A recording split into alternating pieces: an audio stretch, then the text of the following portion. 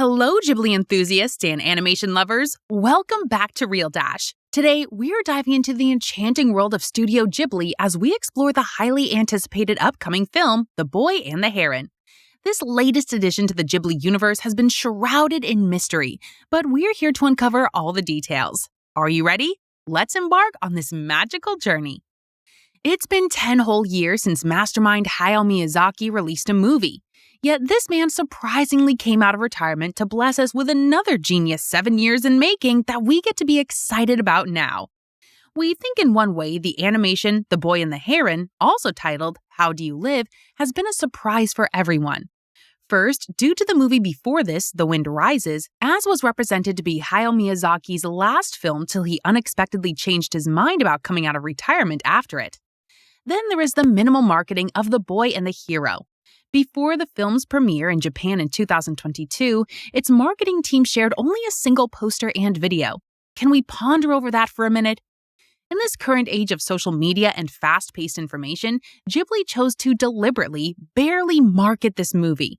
This was a gusty move, but also rode tails on the reputation of Hayao Miyazaki, who is well known globally. Not only did the secrecy create anticipation and a blank slate for the audience's expectations, but it also represented Miyazaki's greater values.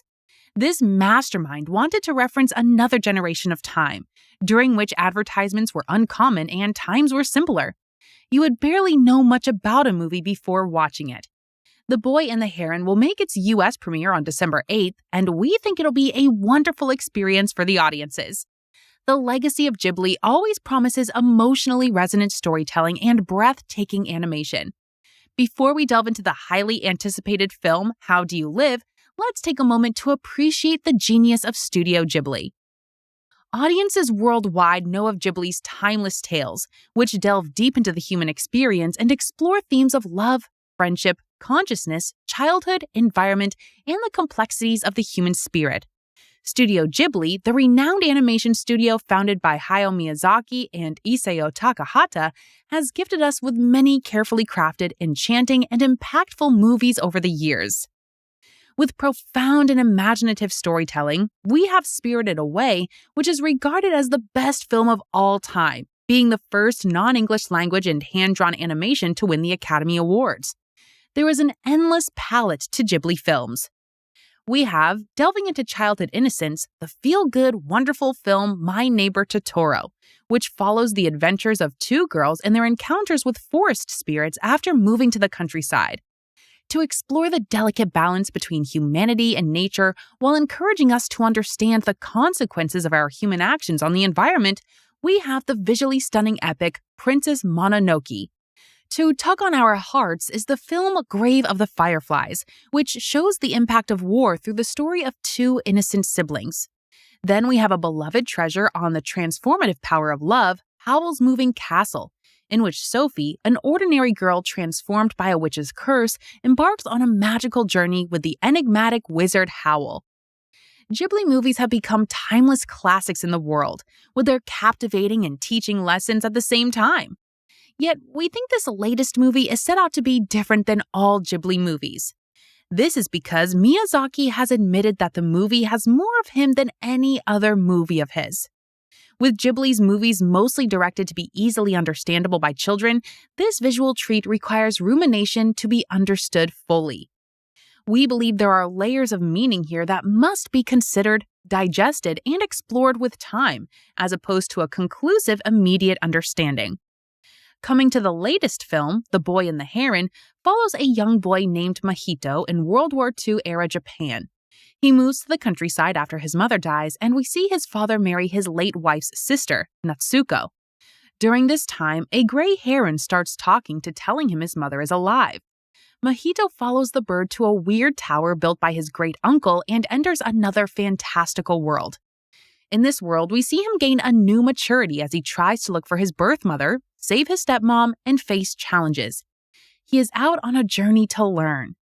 In this well-crafted fantasy world, for a well-trained eye, there are delightful references and remnants of Miyazaki's career. We'll find longtime Ghibli fans notice there are elements similar to Howl's Moving Castle, such as magical fire and fantastical breathing architecture. The story is woven into the narrative around World War II, just like in The Wind Rises. We will discover the familiar characteristics that can sometimes take human qualities or grotesque features, pushing the limits of our imagination. We know that Ghibli's world building is impeccable. There will be the familiar, deliciously drawn Ghibli food that always makes audiences hungry. The score of the film is done by Miyazaki's longtime collaborator, composer Joe Hisaishi, with 2 main musical compositions by Kenshi Yonezu. With more than 5 years of crafting, we find it pulling us in with every scene. We'll find the isolated sounds of the animals and the music built to bring nostalgia precisely. With the biggest opening in Studio Ghibli's history, we know we are in for a treat. Densely packed into the animation and the fantasy world is a labor of love and precision.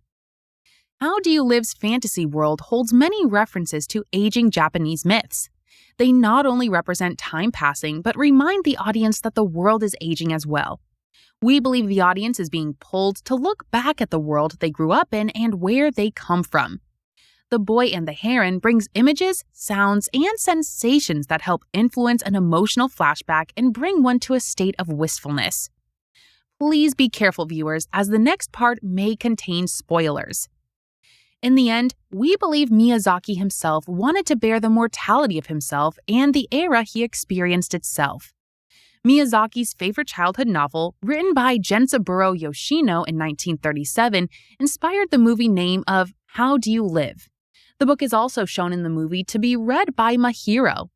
It was later changed to The Boy and the Heron for international audiences.